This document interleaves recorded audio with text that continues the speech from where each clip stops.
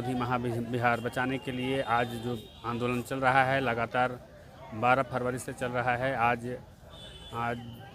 तक चल रहा है। पता नहीं कब तक चलेगा, कब तक मांग पूरा होगी और कब तक यहाँ से ब्राह्मणों की कब्जा से दूर होगी। हमारे साथ में बात करने के लिए डॉक्टर विराज खरात साहब हैं और हम इनसे जानेंगे। ये आंदोलन की नींव रखने वाले हैं और यहाँ से तमाम जो संदेश जा रहा है उनके माध्यम से वो एक मैसेज जा रहा है समाज में।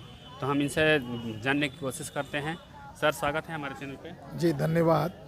क्या लग रहा है सर, जिस तरह से आपका यहाँ पर आंदोलन चल रहा है? आज 13वां दिन है। अब ये आंदोलन बिहार का आंदोलन नहीं रहा है, अब ये देशव्यापी आंदोलन बन गया है।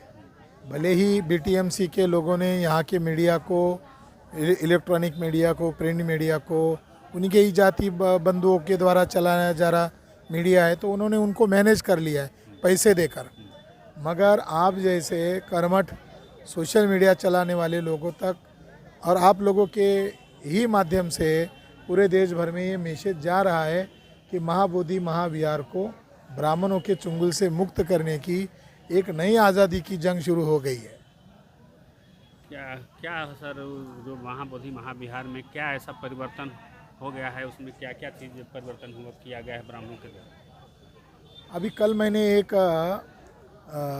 जो फॉरेनर्स लोग आते हैं तो उनके लिए बुकलेट बनाती बीटीएमसी, तो मैंने अलग अलग ईयर के बुक देखे तो कल मैंने एक बुकलेट हाल ही में उन्होंने प्रसिद्ध की। कवर पेज पर किसी पंडे का हाथ था और वो किताब जो है ये बौद्ध धर्म का महत्व कम करने के लिए बनाई गई है कि ये पिंडदान करने की कैसी महत्वपूर्ण जगह है, श्राद्ध करने की कितनी महत्वपूर्ण जगह है। इस रूप से उस बीटीएमसी की किताब में लिखा जा रहा है, यानी वो किताब एक लिखित दस्तावेज है कि बीटीएमसी के लोग कितने मगरूर हो गए। फंड इंटरनेशनल प्रचार हो रहा है ब्राह्मणवाद का और उसमें एक तस्वीर ये देखी कि नीतीश कुमार पंडों के सामने हाथ जोड़ रहे। अब वो लोगों को मालूम नहीं होगा, अब उन्होंने उस बुकलेट में उस तस्वीर को छापा है। तो ये महाबोधि महाविहार का पैसे का कैसे मिसयूज़ किया जा रहा है और ब्राह्मणों का नियंत्रण होने के कारण घपलेबाजी हो रही है। दास जी ने मुझे बताया कि एक व्यक्ति ने ये डिमांड किया कि उसकी लड़की बीमार है मगर वो ज़मीन करोड़ों की ज़मीन खरीद रहा है, तो बीमारी के नाम पर क्या बीटीएमसी के लोग उसको करोड़ों की ज़मीन करोड़ों की ज़मीन लेने के लिए पैसा दे दिया है क्या? ये सवाल उन्होंने खड़ा किया था। तो बीटीएमसी गलत लोगों के हाथ में है क्योंकि वो कानून ही गलत है। 1949 का जो एक्ट है वो कानून ब्राह्मणों का इस महाविहार पर, विश्व धरोहर पर कब्जा करने के लिए बनाया गया है। इसलिए ये मेन एजेंडा है कि ये एक्ट निरस्त कर दिया जाए। कई बार अभी आपको दिखा, थोड़ा कैमरा उधर घुमाओ तो वो जो वहाँ दिख रही है अग्निशमन सेवा।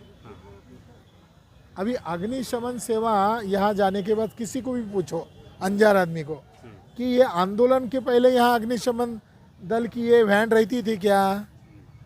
तो ये यहाँ कोई आंदोलन चल रहा है, ये आंदोलन देश विदेश के लोगों को पता ही ना चले इसलिए गाड़ी खड़ा कर दिया। सामने पुलिस बैठे हुए हैं तो लोग कह रहे हैं कि हम हमारी जान की बाजी लगाएंगे, मगर इस महाविहार को डाइवर्ट किया भी जा रहा है। तो दुश्मन का ही काम करेगा, दुश्मनों से हम उम्मीद नहीं कर सकते। मगर ये लोग जिद्दी लोग हैं, कर्मठ लोग हैं, कई सारे तबीयत उनका स्वास्थ्य ठीक नहीं है, फिर भी वो यहाँ डटे हुए हैं, कह रहे हैं कि हम महाबोधि महाविहार को मुक्त देखना चाहते हैं, चाहे इसके लिए हमें अपनी जान ही क्यों न देनी पड़े। कई बार मंदिर को बम रख करके उड़ाने का साजिश भी रचा गया। तो ये जिनकी व्यवस्था है वो लोग ब्राह्मण हैं, जुडिशरी में ब्राह्मण हैं। जो यहाँ बम ब्लास्ट हुआ था उस बम ब्लास्ट का सही ढंग से इन्वेस्टिगेशन ही नहीं किया गया है। महाराष्ट्र के जो पूर्व आईजी है मुशर्रफ साहब, उन्होंने किताब लिखी है ब्राह्मण बॉम्ब्ड एंड मुस्लिम हैंग्ड, अर्थ है बम फोड़े ब्राह्मणों ने और सूली पर चढ़ाए बेकसूर मुसलमान।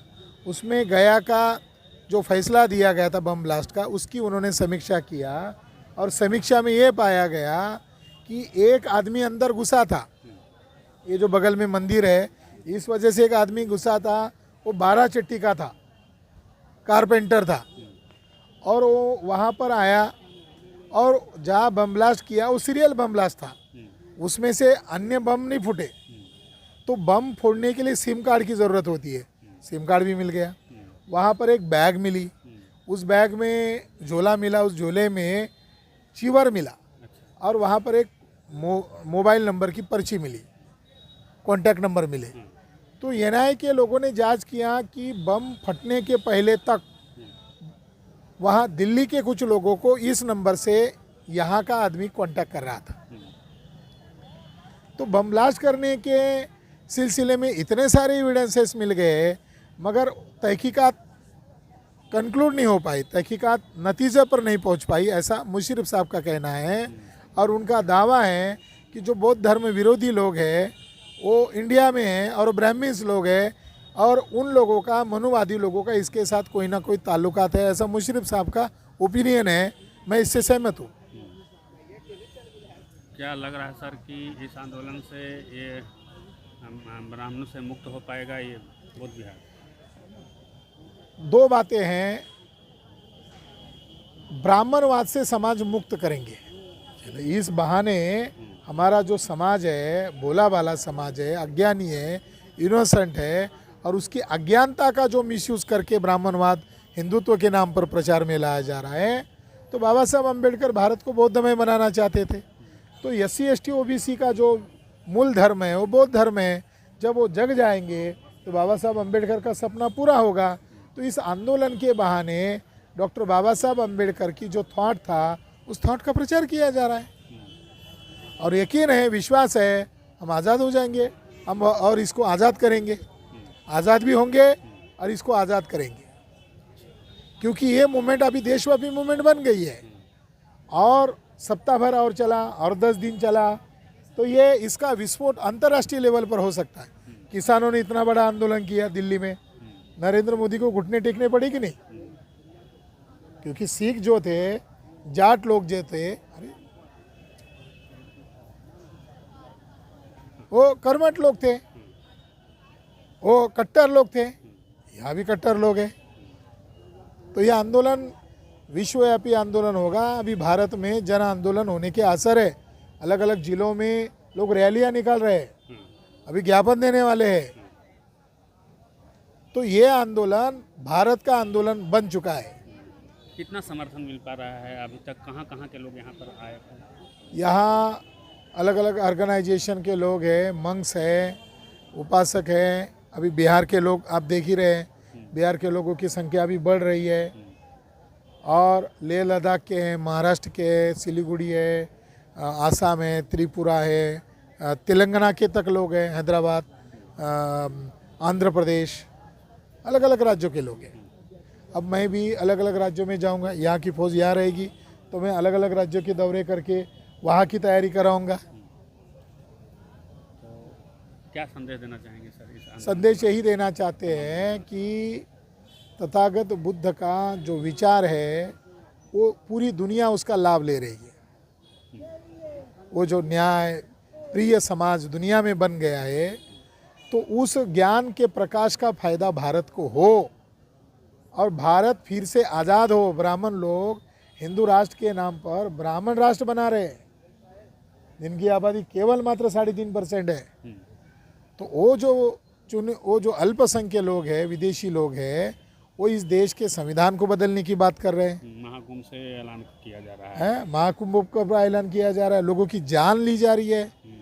अरे सरकार गिर जाती, इतने हत्याएं की गई है। तो वो जो मगरूरता बढ़ रही है और हमारे बहुजन समाज के लोगों की क्रूरता से वहाँ से हत्या की जा रही है, बेरोजगार बनाकर हत्या की जा रही है, शिक्षा है मगर रोजगार नहीं है, तो भूखमरी में समाज तब्दील हो गया है। तो हमें इस व्यवस्था के सामने घुटने टेकने की बजाय लड़ना पड़ेगा हमारे पूर्वजों की जो संदेश है वो यही है, मान सम्मान मुफ्त में नहीं मिलता, इसके लिए आगे आना होगा और ये लड़ाई मान सम्मान स्वाभिमान की लड़ाई है। धन्यवाद। बहुत बहुत धन्यवाद।